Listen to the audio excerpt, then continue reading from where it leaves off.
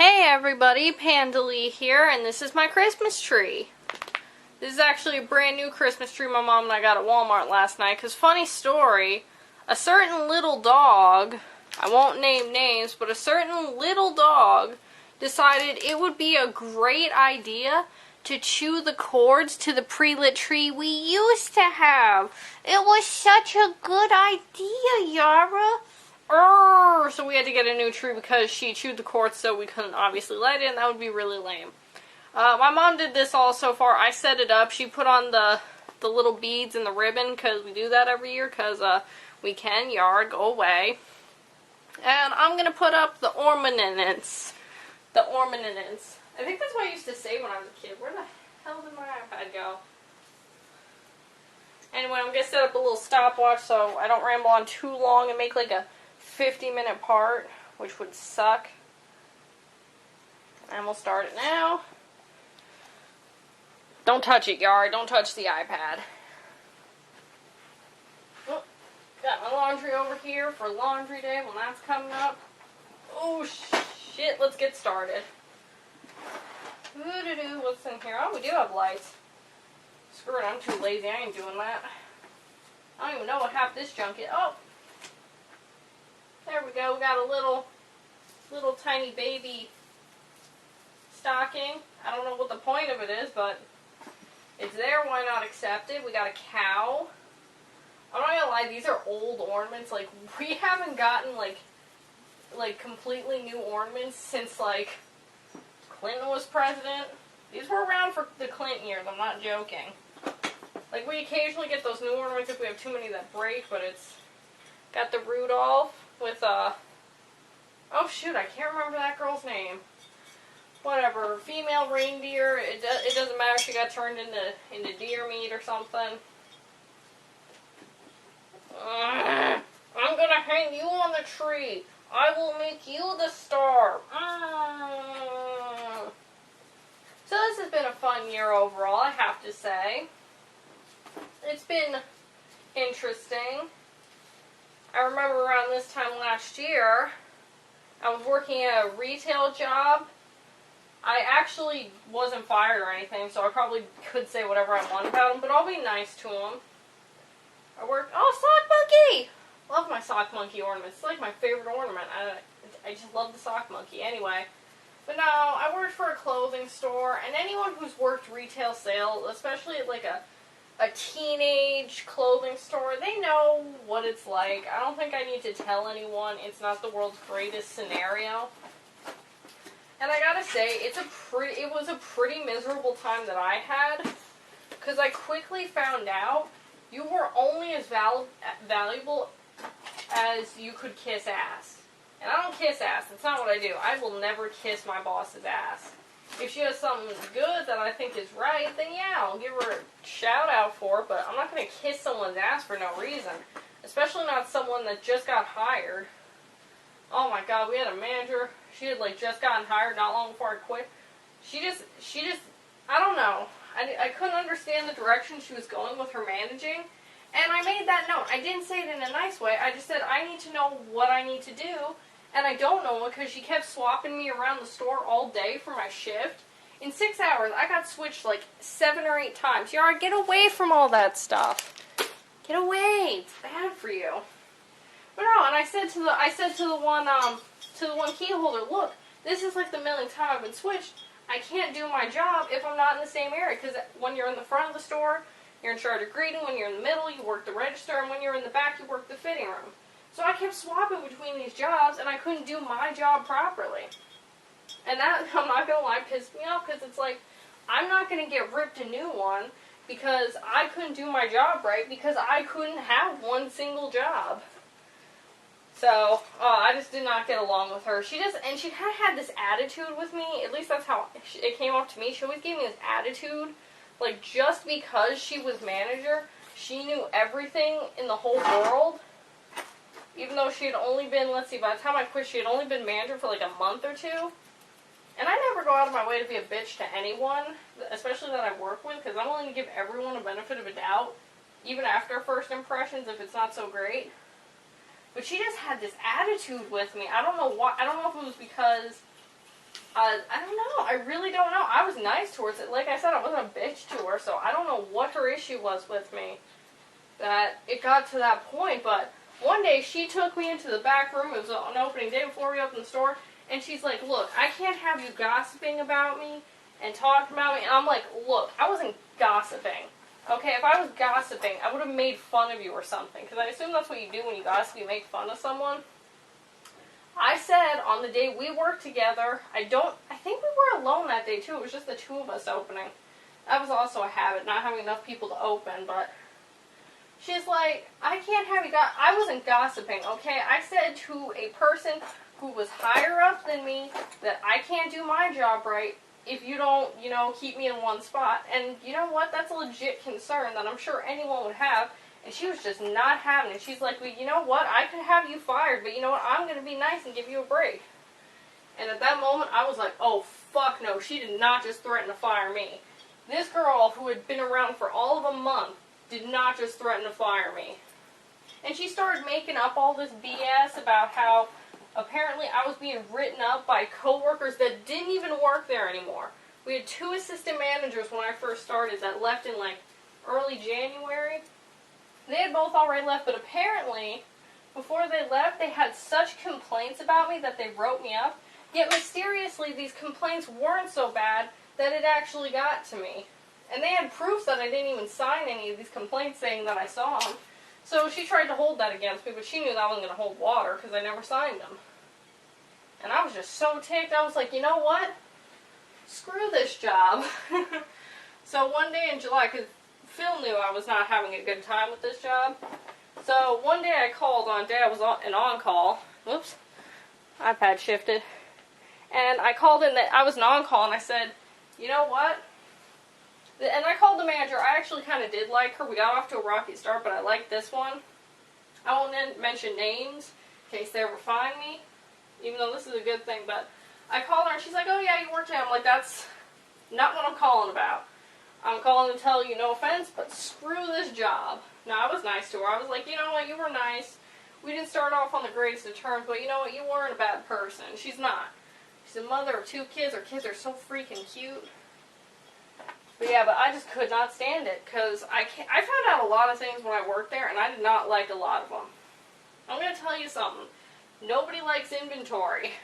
Because it sucks. When you have too much inventory for your store to even handle, and you gotta count each individual item, yeah, nobody likes inventory. And also, at the time when I got the job, I was 17 when I got the job.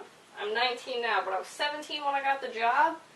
And this is what had happened. I got paid a certain wage. I'm not going to say what it was, but it was pathetic for a part-timer. Well, it was expected, but it was still pathetic. But towards the spring, we'd start to hire new people, because obviously the temps that we didn't plan on keeping, we didn't keep. And, some people naturally left. Some people didn't even make it to Christmas, and I got hired in the late summer. But it was ridiculous, because these new hires, one I had become very good friends with and had actually left the store in other pursuits. She did not need that store. I'm not going to lie, she did not need it. But what ended up happening was we got to a conversation about how I was miserable because I was still there, and how she was so glad she left. And she's like, you know what, my paycheck was so awesome. So out of curiosity, I'm like, how awesome was it? And she's like, well, getting paid this, and this an hour. And I was like, whoa. You made more money than me despite the fact that I had more experience than you? I don't even think she had any retail experience, but she made more money than me by default. And I was like, oh, fuck no. It's like 6 months till my evaluation. I ain't having this shit. I was so mad when I found out. Like, I wasn't mad at her. It wasn't her fault. But I was so mad that my company, I don't know if they raised the pay standard or what, but they did not give it to the people that worked their ass off. There were only like 2 sales associates that came before me, and they were making the same as me. I was like, this is some BS. And you know what? My evaluation would have been at the end of August, beginning of September. I don't think I would have ever gotten that pay raise. I really don't. I think they were going to try to screw me out of it, but everyone ended up finding out about how they were being underpaid compared to the new people. And some of the new people had no experience. Like, they were 16, no experience. So we were all pissed. We argued for a while amongst ourselves. It was some shit. But the moral of my story is, do not work retail. Really, I thought it would be something I would actually do because I'm good with people.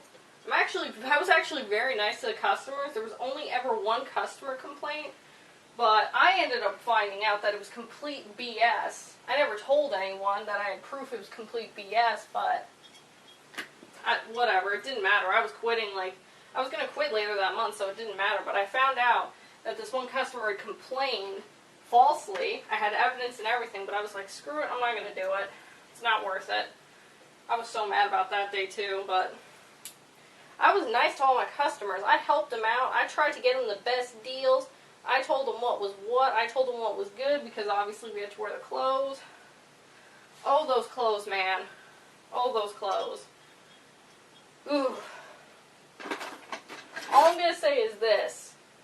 This particular store I worked at is only in so many states and only on the East Coast, so California, I know you've got stores that have the same stuff almost, but be glad you don't have this particular store. It's kind of hoochie. At first I was kind of like, some of this stuff's not bad. Like, they got some nice t-shirts and stuff, but then it became, oh my god, who would wear that? And it was not just junior size clothes, it was also plus size clothes, which got really uncomfortable really fast when you saw, we were selling 3X mini skirts that just, ooh, neon leopard print and all sorts of nasty stuff. Ooh, just, ugh. It just wasn't cool. Was not cool. But I started dating Phil in January, so I had already been working at said company for a little bit, and this was around the time I started to get miserable. I had made plans when I first got hired to stay there only for a year. And then it suddenly became, maybe, around Christmas I was still good with the people, the managers I liked were still there, and I'm like, maybe I'll put in more than a year, I'll stay till Black Friday next year, because Black Friday wasn't so bad. I worked the register, midnight to 8, best shift to work, believe me, because you got all the crazy people, but the time goes so fast. And it just got to the point where it was like, ugh. Just after Christmas, when we started getting new people and old people started leaving, it just kind of got unbearable with some of the people they got. I don't know. And I know that several of my coworkers had complaints about things too, and some of them were plotting leaving. Some of them haven't left that I've seen, but some have, I think. And I just say more power to them. And Phil knows that when we started dating in January, he just saw it go downhill real fast. One day it was like, my day at work could have been better. And then it came to the point where every single week I was either crying on the phone about how much I hated my job, or I was just complaining or coming up with a reason to not work. It got so bad sometimes. I couldn't fathom going into work. I was getting headaches. I was miserable. I was crying. I just couldn't stand what was happening. Because I felt like sometimes some of my coworkers took advantage of my kindness. Because I was one of those people, it's like, okay, if someone can't come in, they're sick, you know what, I'll come in. I could use the money, and, I'll help someone out. And I think some people knew that they could go to me, and I would 9 times out of 10 do it. And I think some of them took advantage of that, and that was not cool. There was one I was convinced just always wanted me to take her shifts. Naturally, she wasn't getting paid for it, but just did not want to work, and it made me so mad, because every time I get the call, they'd be like, oh, so-and-so is sick, and I'm like, motherfucker, again? It just got to ridiculous points. But moral of the story is, do not work in retail.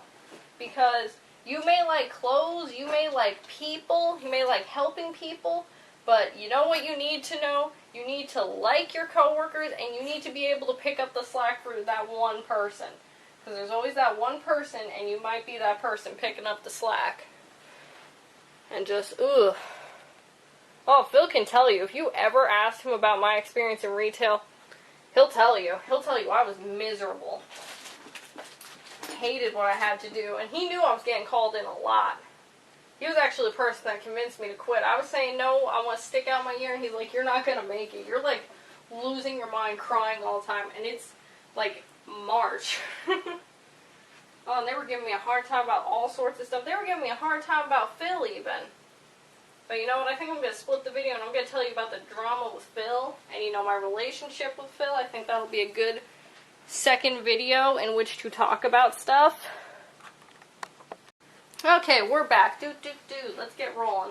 That's enough of the icicles. I put up some icicles and the random ornaments and the flowers and junk. Now we're getting to the kick-ass ornaments. Which I swear to God, my mom says that they're not this old, but I swear to God, these things have been around since the 90s. They've been around since I was a kid. Look at these. Got a shit ton of ornaments. But anyway, I said I was going to talk about Phil and then the drama that revolved around Phil. Once again, people in my company, I'm not naming names because I'm going to be nice, but some BS the Grinch.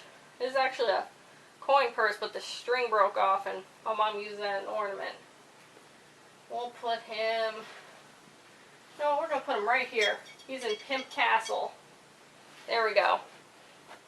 But I started dating Phil pretty early on in the year, and this is what ended up happening. Naturally, when you have a new boyfriend or girlfriend, I had been dating some other people while I was still a Deb, and naturally I became comfortable with certain people in which to tell them, and naturally when you have someone new and people ask about your life, you want to tell them. So I said, oh, well, I got this boyfriend, his name's Phil, and of course naturally they're going to ask, how'd you meet, how old is he, what's he like, blah, blah, blah. And they were fine with him. They were a little confused about how I met him on the internet. I don't know if I ever told them how I really met him, but they know I met him, I think, online. But they were perfectly fine with it until I brought up Phil's age. Which, yes, I'm aware. He was 29 at the time. And, oh, hold on, excuse me. And I was 18, but it's legal, but there is definitely an age gap, and not everybody approves of an age gap. It's only 11 years. I'm going to point out my sister and my brother-in-law have an age gap, too. I just want to point that out.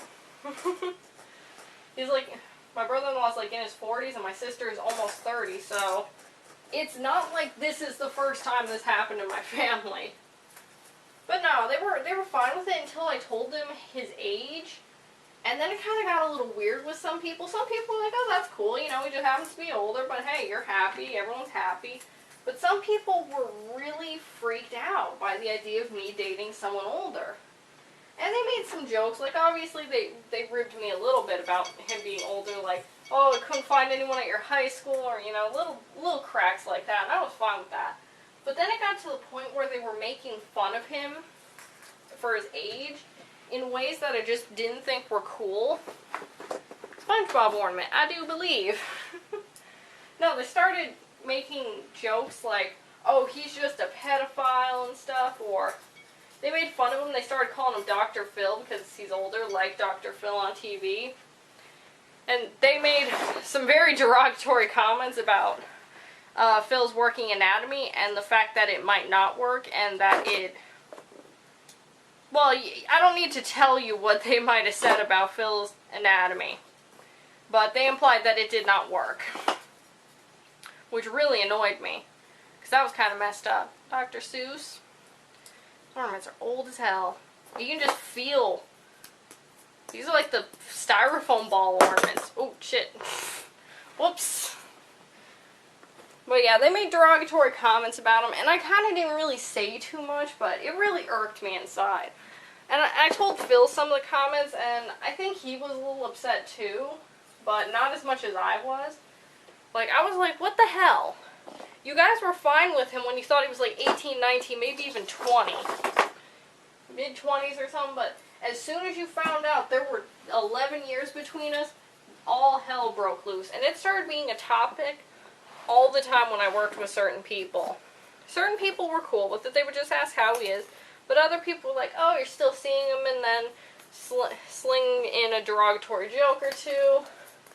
And I didn't want to really cause any bad problems with people by getting all pissed at him, but I think after a while, some people figured out that it wasn't so cool to say certain comments around me.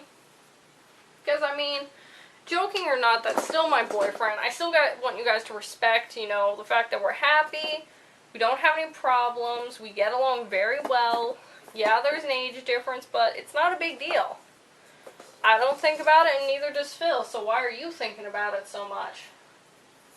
Like, you'd be surprised how many people have, like, a significant enough age gap. Some age gaps aren't so big, like, there's maybe, like, 3, 4, 5 years, but some there are, like, 10. I draw the line at around 10, 11, 12 years. After that, I think it's going to be very difficult for me to get along with someone. Because, you know, you need to have some life experiences that you guys can, you know, relate to. I mean, Phil was still young. He was 29 when I met him, and he's still young now at heart, definitely. He's young in body, too, but he doesn't admit it. But we know, like, he plays video games for a living. I'm a massive video game addict. And I did the live streaming back in 2007, 2008, so it's not like we didn't both do it, like, for the internet, so that was something. And I had watched his videos. I was one, I like, was those original people, new, it's Dark Side Phil channel. And I watched that, and I liked it. I never thought I'd be dating him. That's for sure, but it just goes to show that no matter how happy you are, some people can't wrap their head around why you're happy. I don't know if that's what it is or what with those people I worked with, but some of them could not wrap their head around why I was dating someone 30 years old. Now keep in mind, I was working with sales associates between like 16 and 20, so some of them were still in high school and could not ever see that happening, which I don't blame them. You're pretty young at that age. You should, you know, maybe date someone your own age first. It's not like I didn't date guys my own age. I dated guys between like 17 to 19, so it's not like I never dated anyone my own age. It's just I never really got along with them because there was always some kind of problem that we could never work through. Not to say Phil and I don't argue. We've had arguments before. They usually get resolved though, but I make them way more dramatic than they are. Like, I'll cry for no reason sometimes, and I don't even know why, and I'm like, why am I making such a big deal of such a weird thing? But we're both very stubborn too. That kind of doesn't help. Two stubborn people arguing gets like nowhere. It's either, fine, you're right, let's just end this argument, or just admit I'm right and we'll stop. I'm always right in the arguments. He just doesn't know it. Going behind this tree, making this tree pretty full. But, you know, I love Christmas. Christmas is a good time of year. It doesn't, I don't know, as I got older, like right now, I don't, you know, get the Christmassy mood as fast. Like, when you're a kid, it's like December 1st, where the fuck are these presents? Like, you just want it to be Christmas, but now it's like, hey, you know, I'm okay with it not being Christmas. I'm totally okay with it. But, you know, I don't know. Christmas is just a fun time of year. Phil loves Christmas. My God. You should hear him on the phone sometimes. It's like talking to a 3-year-old.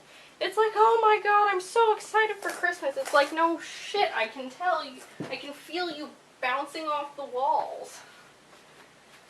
But I like that about him. Even though he says, you know, he's old because he's 30 now. And, you know, some people start to think that's when you're old. I personally don't think you're old when you're 30. You're just two 15-year-olds smushed together. Because my one history teacher used to say, when someone had a 15th birthday, he'd be like, oh, well, good, you're halfway to 30. And it'd be like, oh, screw you. You're not even 30, I can tell. You're like 22. What kind of teacher are you?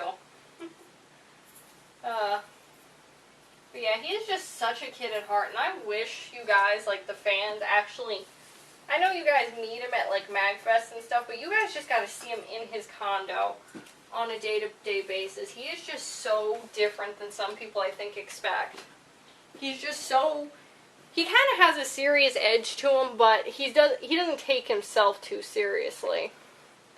And he's just so funny, and he can have a good laugh at some things to an extent.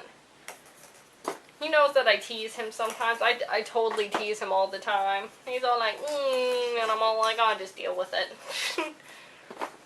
But he's really funny. He's really silly. And I know some things about him that you guys don't know. And believe me, I know some funny things about him. Like for Christmas this year, I got him a little, you ever see those salt lamps? Like there's a little light inside and you turn it on and the salt's supposed to like neutralize computer stuff in the air, like stuff that electronics give off. I got him a candle holder of that, and oh my god, he became such a woman when it comes to burning candles. He's like burning candles like every day. I'm not joking. You think he's recording videos and he's like all macho and stuff? He's burning a candle. He's burning like fruity candles, not those man candles. He's burning like, oh, what were some of the ones I told him to get? Mango peach salsa. I'm not joking. There's like a cranberry one. And he just loves candles. So there you go. You just learned something funny about Phil. He loves candles. Yankee Candle. He likes strawberry candles. He likes, I think we got him a cranberry, or a mandarin cranberry one. He likes that one. He doesn't like the Midnight Jasmine because it's a little too flowery on his nose. But that's a womanly scent, to be fair. But he burns candles. He drinks a lot of liquids. Like, if you look in his fridge, it's like the actual fridge part, not the freezer. It's like 99.9% drinks. Well, okay, maybe not that bad, like 75% drinks, but he gets all kinds of drinks. He drinks seltzer, ugh. He drinks, like, filtered tap water. He drinks bottled water, too, which I think is really funny. He gets a Brita filter, but still gets bottled water. What the hell? He gets me drinks. He gets me my Snapple and my Arizona tea. We try different drinks every now and then. He drinks that one Monster Rehab drink. I think it's the red one. If anyone remembers when he did the DSP tries of the yellow one, he hated it. But he likes the red one, I think, or the, like, red or green or something. But yeah, we have our fun. And people seem to think that all Phil and I do when I visit him is play video games, which is so wrong. Let me tell you, we do not just play video games. And I find that to be the weirdest misconception. Because think about how much Phil puts in work-wise on an average day. Let's say 30 videos. I don't know how many he actually puts out lately. I don't pay attention to how many actually go out. I just watch them. But let's say he puts out about 30 videos a day. How many videos do you think he and I put out on an average day? 10 to 20 at most. We do not put that many out because even though it's his job and it's my job, we still, you know, we still want to have fun and we still want to do things and spend time together. And we do a lot of fun things that people don't know about. But I thought that was just so weird. Oh, Phil, your girlfriend's here and you want to play video games? And they'll make like nasty remarks like, oh, shouldn't you be putting it in? Or, of course, the famed and completely overused DSP tries it joke. But yeah, it's just, I don't know why people get this misconception that Phil and I only play video games. I would hate it if we only played video games when we visited each other. That would just be so irritating. That would make me absolutely insane. Just, ugh. Ugh. But we do a lot of fun things together, and I think in the next part of the video I'll talk about the various fun things Phil and I do together on an average visit, because he's very schedule oriented. Anyone who ever meets him, he has to have a schedule. Okay, just don't mess with his scheduling, because if the schedule gets thrown off, he gets a little confused, and then all hell breaks loose. But what time do we got on this video? Yeah, it's about time that we cut this video up in here.